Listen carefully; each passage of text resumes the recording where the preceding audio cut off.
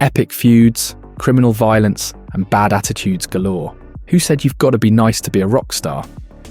Oasis struck gold in the 1990s with hits like Champagne Supernova, Wonderwall, Don't Look Back in Anger, and many, many more. Then, in 2009, the band split after years of public squabbling between co-founder siblings Noel and Liam Gallagher. This didn't exactly come as much surprise to most, though, considering the two brothers had been feuding for about as long as they'd been making music.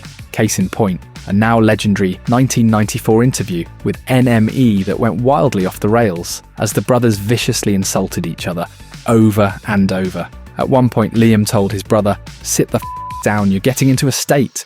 You've had too many G&Ts."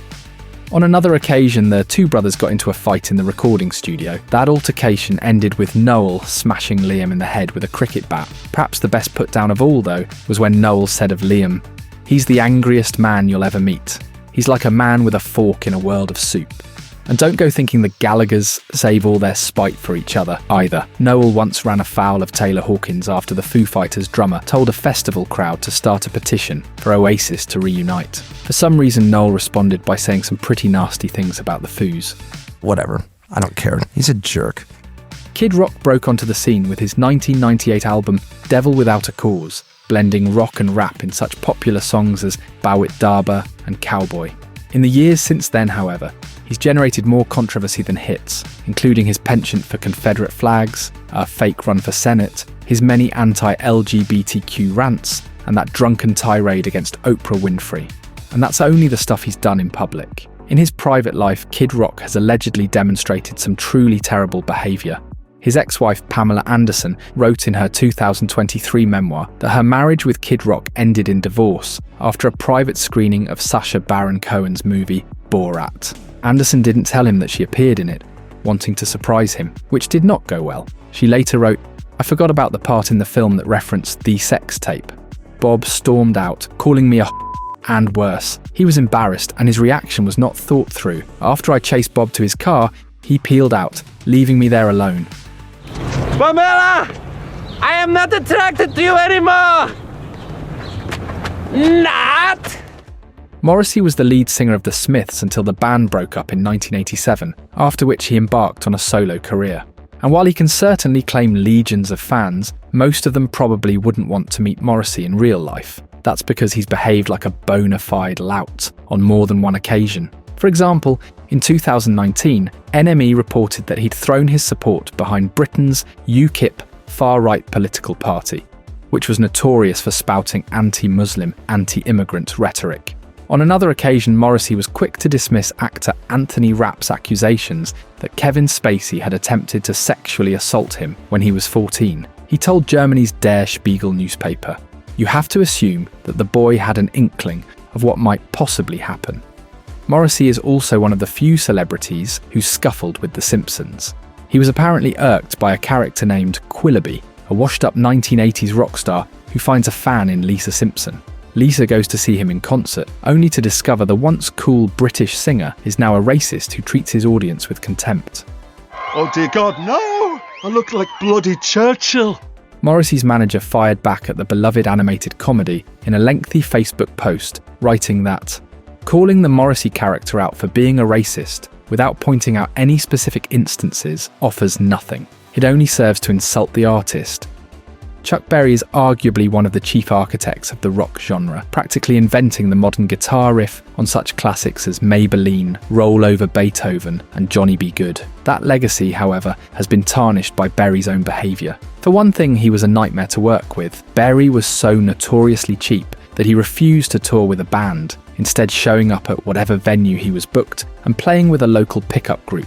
Rolling Stones guitarist Keith Richards once played with him for a star-studded concert celebrating Berry's 60th birthday, but found him so infuriating to work with during rehearsals that he walked off stage mid-song. Clearly Berry was one of rock's biggest jerks, yet there was an even darker side to him than that. Back in 1959, he was indicted on charges of transporting a 14-year-old girl over state lines for so-called immoral purposes. Decades later, a magazine article shared more salacious allegations, including the claim that he'd installed hidden cameras in the women's bathrooms in his theme park in Missouri. When it comes to monetizing rock and roll, Gene Simmons is in a league of his own. The assorted merch devised by the Kiss bassist over the years has included Kiss cosmetics, Kiss condoms, and of course the infamous Kiss casket.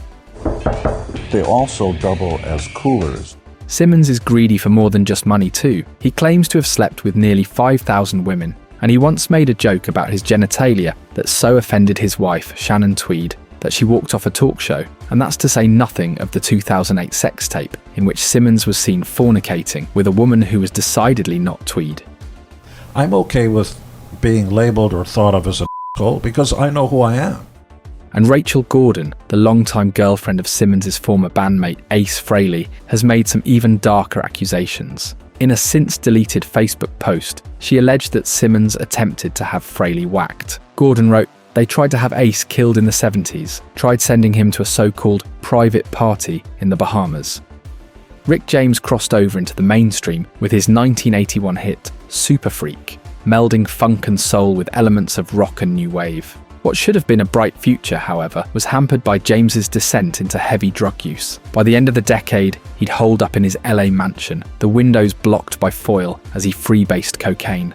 Things really went off the rails in 1991, when he and girlfriend Tanya Hijazi were arrested and charged with kidnapping, imprisoning, torturing, and sexually assaulting a 24-year-old woman.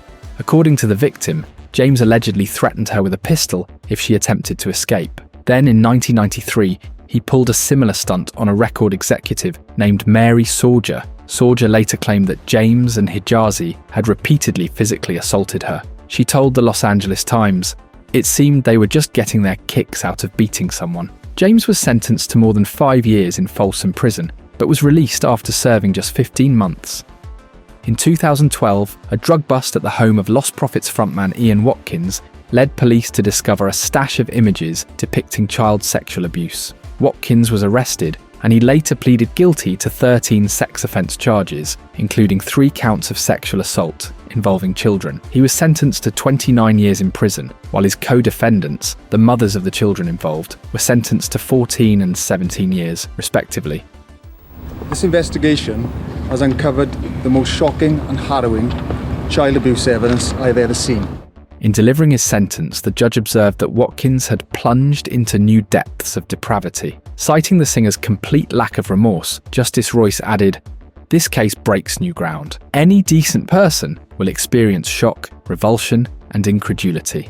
The prosecutor in the case, Suzanne Thomas, said, "It is incomprehensible that adults would commit such appalling acts against children." In 2023, while incarcerated in a prison in Yorkshire, Watkins was taken hostage by 3 other inmates. During a 6-hour standoff with guards, he was repeatedly stabbed and beaten, although the media later reported that his wounds weren't life-threatening.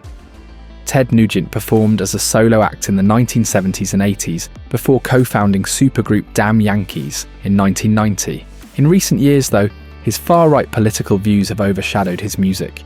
These people are freaks, they're perverts, they're dangerous, they're Satanists.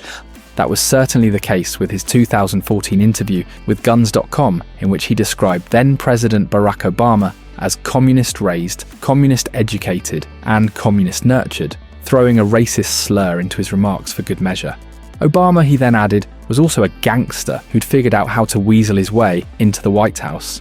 Nugent's bad behaviour extends far beyond political name-calling, and it goes back decades, way back in 1977. In fact, Nugent gave an interview to High Times magazine, proudly declaring that he dodged the draft and avoided Vietnam by taking crystal meth prior to his military physical. Then, of course, there was the time when Nugent, then 30, dated a 17-year-old girl. Because she was too young to marry him, he did the next best thing, and allegedly convinced her parents to let him adopt her so he could become her legal guardian. In a VH1 documentary, he recalled, "I guess they figured better Ted Nugent than some drug-infested punk in high school." Mike Love is an original member of the Beach Boys, having co-founded the band with his cousins Brian, Carl, and Dennis Wilson, and pal Al Jardine. Over the years, Love has carved out a reputation for being a straight-up, unadulterated jerk. Rolling Stone, in fact, once described Love as one of the biggest holes in the history of rock and roll. In response, Love told the magazine, "The fable is that I'm such an asshole, but a lot of that stuff is skewed by the crazies." He may think that rep is unfair, but consider his behaviour over the years, primarily Love's long-running feud with Brian Wilson. He repeatedly sued the Beach Boys' creative visionary for songwriting credit, even though his own contributions were minimal. Love also sued former bandmate Al Jardine for using the Beach Boys' name in advertising when touring as a solo act. That case was ultimately settled. Despite evidence to the contrary, Love has insisted that he's not given enough credit for his contribution to the Beach Boys' greatest hits. He once told the Sarasota Herald-Tribune, "There was always the perception that my cousin Brian did all the writing, as well as the producing and stuff like that. That was not true."